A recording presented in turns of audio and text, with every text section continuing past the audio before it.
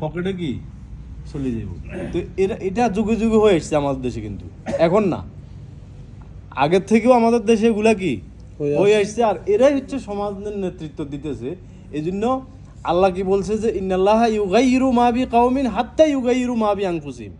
আল্লাহ ততক্ষণ পর্যন্ত কোনো জাতির ভাগ্য পরিবর্তন করবেন না যতক্ষণ না ওই জাতির জনগণ তারা তাদের ভাগ্য পরিবর্তন না করবে। সূরা রাদ 11 নম্বর আয়াত। তাহলে আল্লাহর কথা সত্য না?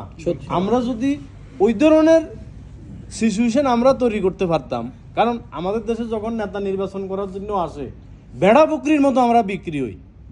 300 টাকা 500 টাকা আমরা কি হয়ে যাই, বিক্রি হয়ে যাই। একটা গরুরও তো দাম আছে, একটা বেড়ারও তো দাম আছে, কিন্তু আমাদের কি দাম নাই। এই জন্য আমাদের ওই দুর্নীতিবাজরাই বারবার আমাদেরকে শাসন আর শোষণ করি লুটি ফুটি খাইতেছে। আমার বাড়ির ভাষায় একজনে কয় খাল এইভাবে চলতেছে দেখো। তা আমি বললাম এইভাবেই তো আমাদের দেশ আগে থেকে চলে এসেছে, এখনো চলবো, ভবিষ্যৎ আল্লাহ মালুম। এই জন্য আমাদেরকে সব ব্যাপারে এই হালাল ফতেও আমাদেরকে কি করতে হবে, আয় করতে হবে। এখন আমাদের আরেকজন ভাই আছে শিফন